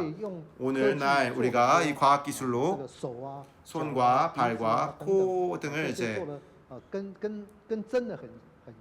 만들어낼 수 있죠. 이것이 진짜 그 손발코와 이제 매우 비슷하게 만들 수 있지만 그것을 연결해 놓는다고 해서 그것이 그 사람이 되는 것은 아닙니다. 왜 그렇습니까? 그것은 그들 가운데 유기적인 관계가 없기 때문이죠. 우리의 손과 발, 눈과 귀, 그리고 귀와 코 사이에는 하나의 연결이 있는데 그것은 바로 유기적인 연결입니다. 믿음은 바로 유기적인 연결이죠. 그러므로 우리와 그리스도 사이에는 관계는 유기적인 연결의 관계입니다. 3번입니다. 그리스도는 생명의 숨과 생명수와 생명의 떡이시고 우리는 그분을 숨쉬고 먹고 마시는 이들이다. 마찬가지로 여러분이 이 숨, 물, 그리고 떡 것들을 입력한다면 73년, 74년 위트니스 전집에 이제 여섯 곳의 지방 교회들에게 주신 여러 메시지 1장에는 하나님의 충만이신 그리스도에 관한 그 메시지를 볼 수 있습니다. 위트니스 형제는 그분의 충만 안에서 우리 모두가 받았다고 말합니다. 우리는 어떻게 받습니까? 우리는 그분의 충만을 직접 받는 길이 있는데 그것은 바로 먹고 마시며 호흡하는 것입니다. 음식과 공기와 물, 곧 먹고 마시고 호흡하는 것은 유기적인 관계죠. 여러분이 음식을 우리의 신체 안으로 먹어서 받아들이고 물을 몸 안으로 마셔들이고 또 공기를 몸 안으로 들이마시면 몸과 그것이 유기적인 연결이 되는 것이죠. 우리와 음식, 공기, 물 사이의 관계도 유기적인 관계라고 말할 수 있습니다. 좋습니다. 4번입니다. 그리스도는 신랑이시고 우리는 그분의 신부이다. 이것은 좀 잘 보기가 어렵습니다. 찾아내기 어렵습니다. 그렇지 않습니까? 남편과 아내 사이에 유기적인 연결이 있다고 어떻게 말할 수 있겠습니까? 이것은 잘 이해하기가 어렵습니다. 그러나 에베소서 5장 28절과 32절을 참고해 보십시오. 그곳에서 보면 남편들은 자기 아내를 자기 몸처럼 사랑해야 한다고 말하죠. 자기 아내를 사랑하는 사람은 자기 자신을 사랑하는 것이라고 말합니다. 아무도 자기 몸을 미워하지 않고 오히려 보양하고 보살핍니다. 그리스도께서 교회를 대하시는 것처럼 그렇합니다 라고 말하죠. 그러면 그리스도와 교회, 그리스도와 믿는 이들, 그분과 우리와의 관계에는 사람이 자신의 몸과 맺는 관계와 같습니다. 그것이 유기적인 관계이죠. 여러분이 자신을 대하는 것은 당연히 생명 안에 있는 유기적 관계라고 말할 수 있겠죠. 또한 사람이 자기 아내와 연결되어 둘이 한 몸이 되죠. 그러므로 남편과 아내, 믿는 이와 그리스도 사이에 유기적인 관계가 있다는 것을 볼 수 있는 것입니다. 이제 5번을 함께 읽어보도록 하겠습니다. 그리스도는 고아들의 아버지이시고 우리는 고아들이지만 그분의 자녀가 되어 그분의 돌보심과 건지심을 누리고 있다. 이것은 우리가 매일 그분의 구출하심과 구원하심을 누리고 있음을 함축한다. 얼핏 보면 별건 아닌 것처럼 보이죠. 그러나 자세히 본다면 그리스도와 우리와의 관계가 아버지와 자녀들 사이의 관계임을 생각할 수 있습니다. 어떻게 이렇게 말할 수 있죠? 그리스도께서 우리의 아버지라고 말할 수 있겠습니까? 성경은 그리스도께서 우리의 아버지라고 우리를 돌보시는 아버지라고 말한 적이 없습니다. 오직 하나님께서 우리 아버지라고 말하죠. 하나님께서 고아들의 아버지라고 말하죠. 여기 시편의 68편 5절은처럼 하나님은 그분의 거룩한 처소에서 고아들의 아버지가 되신다고 말하죠. 6절은 하나님께서 외로운 사람들에게 거처를 주신다고 말합니다. 하나님께서 우리의 아버지라고 말할 수 있죠. 그러면 그리스도께서 어떻게 우리의 아버지라고 말할 수 있을까요? 분명히 그리스도와 믿는 이들의 관계를 말해야 되는데 우리가 좀 돌아가서 이것을 보아야 하는데 이사야서 9장 6절을 사용해야 합니다. 한 아기가 우리에게서 태어났고 한 아들이 우리에게 줬는데 그분의 이름은 영존하신 아버지라고 말했죠. 그럼 한 면에서 하나님 우리 아버지이시죠. 그러나 이사야서 9장 6절에 따르면 아들과 아버지는 원래 하나이시고 그리스도께서 우리 아버지시라고 말할 수 있죠. 또 하나를 더할 수 있습니다. 이사야서 22장 20절입니다. 그날에 내가 나의 종 hil기야의 아들 엘리야김을 부를 것이다. 그는 예루살렘 주민과 유다 집의 아버지가 될 것이다. 엘리야김이 유다 집과 예루살렘의 아버지가 될 것인데 엘리야김은 그리스도를 예표하죠. 그러므로 이러한 각도에서도 그리스도께서 우리 아버지 곧 고아들의 아버지가 되신다고 말할 수 있습니다. 물론 우리는 그분의 자녀들이 되죠. 자녀들은 무엇을 합니까? 그분의 돌보심과 구원을 누립니다. 뒤에 있는 많은 구절들은 돌보심과 구원에 대해서 말하고 있습니다. 주님께 감사합니다. 이제 6번입니다. 그리스도는 우리의 의사이시고 우리는 그분의 환자들이다. 그분의 환자들인 우리는 우리의 치료자로서 우리의 용서와 누림과 기쁨과 만족과 자유가 되시는 그분을 누리고 있다. 사실 이것도 좀 잘 보이지 않습니다. 찾기가 어렵습니다. 의사와 환자가 유기적인 관계가 있다고 말할 수 있으니까 저의 의사는 여러 명인데요. 내과 의사, 외과 의사, 심장내과 의사, 혈액과 의사 아주 많죠. 그들은 저와 전혀 유기적인 관계가 없고 오직 금전적인 관계만 있습니다. 그렇죠? 그런데 어떻게 의사와 환자에게 유기적인 관계가 있다고 말할 수 있나요? 여러분이 이 사례를 보아야 합니다. 특별히 마가복음 2장에 있는 여러 사례들에서 주 예수님께서 의사로서 환자들 사이에 유기적인 관계가 있는 것을 볼 수 있습니다. 예를 들어 한쪽 손이 오그라든 사람이 회복됐고 중풍병자가 자리를 들고 집으로 돌아갔습니다. 이것은 생명의 치료가 아닙니까? 생명의 치료만이 오그라든 이 손을 나병 환자를 회복시킬 수 있고 중풍병자가 더 이상 중풍이 아니게 돼서 자리를 들고 돌아갈 수 있게 하죠. 이것이 바로 생명의 치료가 아닙니까? 이런 각도에서 본다면 주 예수님의 의사이시고 우리가 이 환자라는 것의 관계는 유기적인 관계입니다. 그러므로 이것이 믿음이죠. 또 출애굽기 15장에서 마라에 쓴물이 닿게 된 것도 일종의 생명의 관계라고 말할 수 있습니다. 이제 7번을 또 함께 읽겠습니다. 그리스도는 세상의 빛이시고 우리는 그분을 따르는 이들로서 생명의 빛을 얻고 신성한 빛을 퍼뜨리는 그분의 발산체가 된다. 주에게 감사합니다. 성경에서 빛을 언급할 때는 생명의 빛과 관련이 있죠. 요한복음 8장 12절입니다. 나는 세상의 빛입니다. 생명의 빛을 얻게 될 것입니다. 그러므로 빛은 항상 생명과 관련이 있죠. 우리는 발광체라는 것도 이 생명과 관련이 있는 것입니다. 빌립보서 2장 15절은 세상의 발광체들에 대해서 말하고 있죠. 그리고 16절은 생명의 말씀을 밝혀내는 것에 대해서 말합니다. 그러므로 발광체도 생명과 관련이 있는 것이죠. 발광체와 발산체 사이에는 원래 이 내재적인 관계가 있다고 말할 수 있습니다. 우리는 다만 유기적이라고 말하지 않고 내재적이라고 말하겠습니다. 왜냐하면 빛은 발광체를 통해 비추어 나오기 때문이죠. 빛은 생명과 관련이 있고 발광체도 생명과 관련이 있습니다. 주께 감사합니다. 그러므로 생명의 방면에서 이 모두 7가지 중점이 있습니다. 다시 복습해 보겠습니다. 첫 번째로 무엇입니까? 무엇입니까? 포도나무와 그분의 가지들입니다. 두 번째는 머리와 지체들입니다. 세 번째는 숨과 생명수와 생명의 떡입니다. 네 번째는 바로 신랑과 신부이죠. 다섯 번째는 아버지와 자녀들이죠. 여섯 번째는 의사와 환자입니다. 그리고 일곱 번째는 빛과 발산체입니다. 이 7가지를 옆 사람과 함께 서로 말해보게 하도록 하겠습니다. 우리는 믿음을 통하여 생명의 방면에서 그리스도와 갖는 유기적인 관계에 대해서 말해보도록 하겠습니다.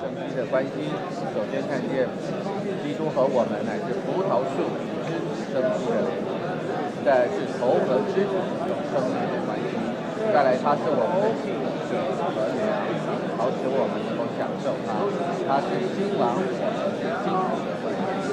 我们是二人的合一。他是父，我们是他的儿女，生命的关系。他是医生，我们是病人，借着他生命的连结来医治我们。最后他是那个生命的光，我们是让这生命的光照耀扩散出去的透光。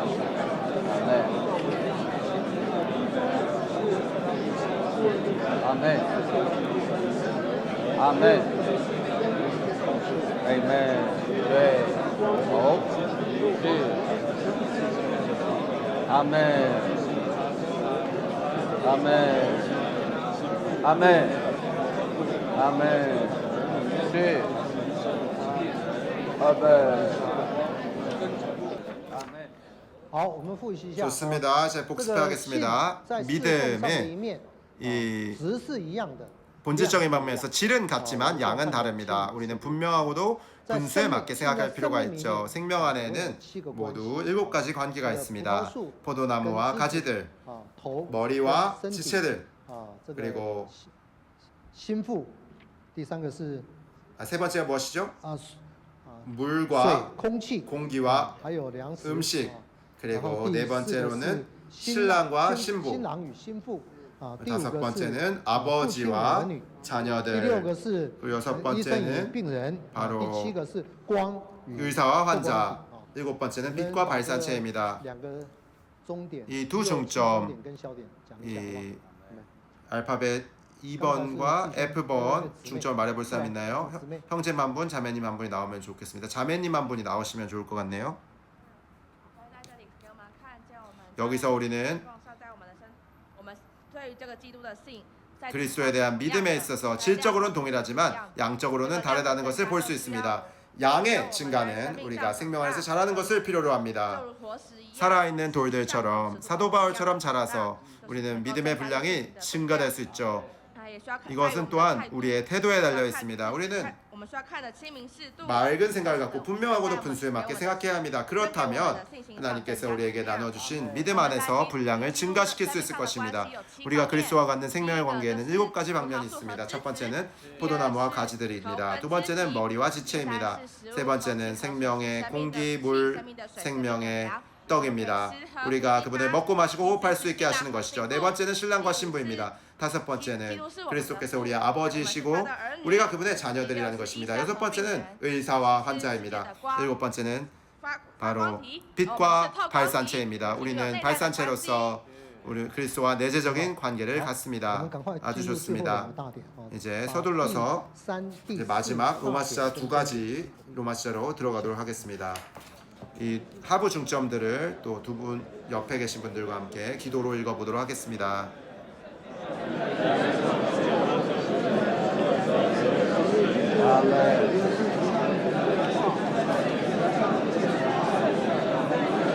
아멘.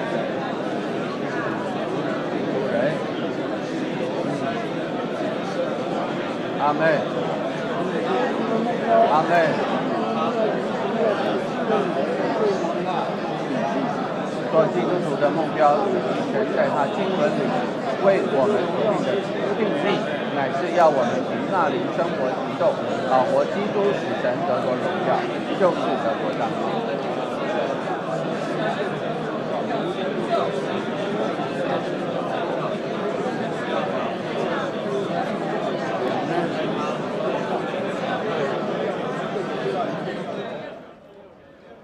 弟兄姊妹们听到这里 좋습니다. 형제자매들 어, 여기까지 하도록 하겠습니다. 이제 로마서 3번을 읽도록 我 하겠습니다. 们是神的 우리는 하나님의 성도들이다. 성도들은 하나님께로 분별되어 거룩하게 된 이들이다. 谢主 주께 第 감사합니다. 三、第四大点主要出自新约 로마서 3번과 로마서 4번은 주로 신약 연론 메시지 106편에서 나왔다고 말했죠. 우리는 믿는 이들일 뿐만 아니라 더욱 主要 성도들이죠. 就是灵前一章 성도들은 주로 고린도전서 1장 2절에 근거합니다. 고린도에 있는 하나님의 教 교회라고 会就是由信徒组成 말하죠. 교회는 성도들로 구성됩니다. 여기서 특별히 성도는 蒙召 바로 的圣徒 부르심 받은 성도들을 말하는 것입니다. 성도가 성도라는 것을 우리가 보아야 합니다. 천주교에서는 아무나 성도라고 부르지 않습니다. 여러분은 공적이 있어야 합니다. 마리아와 같이 공적이 있어야 성인으로 이제 불릴 수 있습니다. 함부로 성도라고 불릴 수 없습니다. 우리 가운데는 그러나 성도라고 매우 평범하게 말했습니다. 이것은 옳은 것이죠. 왜냐하면 믿는 이들이고 성도들이기 때문입니다. 주님께 但是 감사합니다. 呢，这个圣徒 그러나 这个 성도라는 말의 重在那个圣 중점은 圣的意思 거룩함에 있습니다. 거룩함의 뜻은 분별되는 것이죠. 啊 그러므로 나시린을 말할 수 있는데 나시린의 서원을 한번 보십시오. 민수기 6장 3절에서 그는 포도주와 독주를 멀리했습니다. 포도주와 독주를 멀리한다는 것은 땅에 속한 모든 누림에서 분별된다는 것을 의미하죠. 또 6장 5절에서는 이제 또 반역에서부터 분별되어 절대적으로 순종하는 것을 말합니다. 삭도를 머리에 대지 않았죠. 6절에서 또 죽은 사람에게 가까이 가지 말라고 말합니다. 죽음의 더러움에서 분별되었습니다. 그러므로 하나님의 마음의 갈망은 모든 하나님의 백성이 나시린이 되는 것이죠. 나시린은 바로 이 나시린이 되는 것입니다. 이 거룩하게 되면 두 방면이 있습니다. 첫 번째로는 위치적으로 거룩하는 것이고 두 번째는 바로 기질적으로 거룩하게 되는 것입니다. 바로 A번 우리는 그분의 구속하는 피로 위치적으로 거룩하게 되었다. 히브리서 13장 12절은 그러므로 예수님도 자신의 피로 사람들을 거룩하게 하시려고 성문 밖에서 고난을 받으셨습니다 라고 말합니다. 성문 밖에서 고난을 받으셨다는 것은 십자가에 못 박혀 죽으셨다는 것이죠. 목적은 그분의 피로 말미암아 백성을 거룩하게 하는 것입니다. 이것은 위치적으로 거룩하게 됨을 가리키는 것이죠. 우리는 위치적으로 거룩하게 되었을 뿐만 아니라 기질적으로 거룩하게 되어가고 있습니다. 주의해야 합니다. 위치적으로는 이미 거룩하게 되었지만 기질적으로는 지금 거룩하게 되고 있는 것입니다. 위치적으로는 이미이고 기질적으로는 지금 진행 중인 것이죠. 여기에 많은 구절들이 있습니다. 우리의 영과 혼과 몸이 모두 거룩하게 되어야 한다는 것을 말하고 있습니다. 위치적으로 거룩하게 되는 것에 관하여 이것은 위치적인 변동을 가리켜서 말하는 것이죠. 마태복음 23장 17절을 보십시오. 여기에서 금이 성전에 있으면 거룩하게 된다고 말합니다. 그러나 금이 시장에 있다면 속된 것입니다. 성전에 바쳐진다면 거룩한 것이죠. 금 자체는 변하지 않았지만 위치가 변한 것이죠. 주님께 감사합니다. 우리라는 사람 자체는 아직 변화되지 않았고 아직 거룩하게 되지 않았지만 위치가 변했기 때문에 위치적으로는 거룩하게 된 것이죠. 예를 들어서 여러분이 이곳에 왔습니다. 집회 장소에 왔죠. 에나임의 훈련을 받으러 왔습니다. 위치적으로는 거룩하게 된 것이죠. 하지만 여러분이 다른 곳 영화관에 있다면 위치적으로는 거룩하게 되지 않을 수 있습니다. 이곳에 올 때 위치적으로 거룩하게 되는 것이죠. 이것이 충분합니까? 아직 충분하지 않습니다. 왜냐하면 여러분이 잡생각을 할 수 있죠. 디즈니랜드, 유니버설 스튜디오 같은 것을 생각할 수 있겠죠. 그것은 기질적으로 아직 거룩하게 되지 않은 것입니다. 위치적으로 거룩하게 될 뿐만 아니라 기질적으로 거룩하게 되어야 합니다. 영과 혼과 몸이 모두 거룩하게 되어야 합니다. 주님께 감사합니다. 이것이 로마서 3번입니다. 로마서 4번에 함께 읽도록 하겠습니다. 우리는 그리스도인들, 곧 그리스도 사람들입니다. 곧 그리스도인들은 그리스도와 하나 된 이들이며 그분과의 유기적인 연결 안에서 넘치게 공급하는 내용이신 그분을 소유함으로써 매일의 생활에서 그리스도를 살아 그분을 확대한다. 로마서 4번에 있는 이 명칭은 그리스도인, 크리스찬이죠. 크리스티안은 원래 헬라어로 크리스티아노스인데 크라이스트의 아노스가 더해진 합성어입니다. 곧 그리스도의 부속품이란 뜻이죠. 이것은 일종의 별명인데 바로 이제 모욕적으로 발언하는 언사인 호칭이었죠. 예전에 어떤 큰 인물에게 붙여 있는 사람들, 예를 들면 이 가이사에게 붙은 사람들, 카이사리아노스라고 불렀습니다. 그러므로 이 크리스티아노스는 그리스도에게 붙은 사람들, 당시에는 일종의 수치의 이제 표시였다고 말할 수 있습니다. 모욕적인 언사였죠. 그래서 이제 베드로전서 4장은 말합니다. 우리가 그리스도인으로서 고난을 받는다면 부끄러워하지 말라고 말하죠. 사람들이 여러분을 그리스도인, 크리스티아노스라고 부른다고 해서 부끄럽게 여기지 말라는 것입니다. 그렇게 생각하지 말고 오히려 이 명칭 안에서 하나님께 영광을 돌리라는 것이죠. 이제 A번을 함께 읽도록 하겠습니다. 그리스도인이 되는 목표와 하나님께서 그분의 경륜 안에서 우리에게 정해주신 운명은 우리가 그 영을 따라 행함으로써 하나님의 영광, 하나님의 표현을 위해 그리스도를 사는 것이다. 그리스도인이라는 이 명칭은 바울과 베드로 시대에는 수치스러운 명칭이었죠. 그러나 오늘날에는 이 긍정적인 표시가 되어야 합니다. 사람들이 우리를 그리스도인이라고 말한다면 그들은 그리스도를 살아서 하나님께 영광을 돌리고 하나님 표현을 이제 하는 그런 한 무리 사람들을 보는 것입니다. 어제 형제님 말씀해 주셨죠. 일터나 가족들 앞에 사람들이 그는 그리스도인이다 라고 말한다면 그것은 하나님께서 우리에게서 표현을 얻으셔야 한다는 뜻이죠. 이것이 우리의 목표가 되어야 합니다. 이제 B번을 함께 읽도록 하겠습니다. 이 땅에 있는 그리스도인마다 그리스도의 몸을 건축하도록 기능을 발휘하는 그리스도의 지체로서 주님께서 정해주신 각자의 특별한 여정을 갖고 있다. 각 그리스도인이 자신의 여정을 걸어가야 한다. 아무도 그를 대신할 수 없고 그 또한 다른 누구를 대신할 수 없다. 제가 여러분에게 말하겠습니다. 여러분이 ministrybooks.org 웹사이트에 있는 검색 엔진에 들어가서 스페셜 저니라는 단어를 검색해 보신다면 워치만니 전집 41권의 12편 그리스도인의 길이라는 이 짧은 단락을 찾을 수 있습니다. 워치만 형제님이 1935년에 이제 중국에서 말씀하신 말씀인데 각 그리스도인에게 하나님께서 그에게 정해주신 특별한 노정이 있다고 말합니다. 이 문장은 함부로 말할 수 없는 문장이죠. 워치만 형제님이 이렇게 말하지 않았다면 우리도 감히 이렇게 말하지 못했을 것입니다. 어떻게 각 그리스도인이라고 말할 수 있겠습니까? 논리적으로는 물론 이해가 되죠. 주님의 말씀과 그러나 사역의 말씀에 근거해서 이것을 증언하는 것은 쉬운 일이 아닙니다. 그러나 워치만 형제님은 분명히 각 그리스도인에게 특별한 노정, 스페셜 저니가 있다고 말했습니다. 주님께 감사합니다. 그러므로 우리 각 그리스도인은 땅에서 서로 다른 기능을 가지고 있죠. 어떤 사람은 귀이고 어떤 사람은 손이고 어떤 사람은 발입니다. 아무도 그들을 대신할 수 없고 누구도 다른 사람을 대신할 수 없습니다. 우리 모두가 자신만의 노정을 걸어야 합니다. 이것이 그리스도인입니다. 그러므로 그리스도인의 목표는 하나님을 표현하고 하나님께 영광을 돌리는 것입니다. 그리고 그리스도인의 여정은 바로 하나님께서 그에게 정하신 특별한 각자의 여정을 걷는 것입니다. 이것이 로마서 3번과 로마서 4번을 간단히 말한 것입니다. 간단히 말한다면 로마서 3번은 성도들에 관하여 말하는 것이죠. 우리는 모두 성도들입니다. 믿는 이들이 곧 성도들입니다.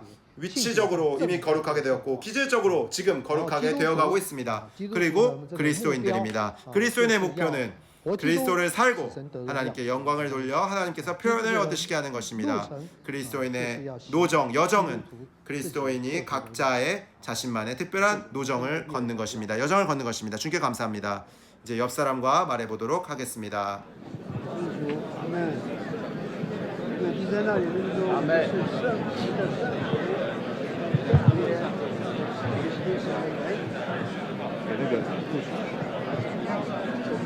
아멘.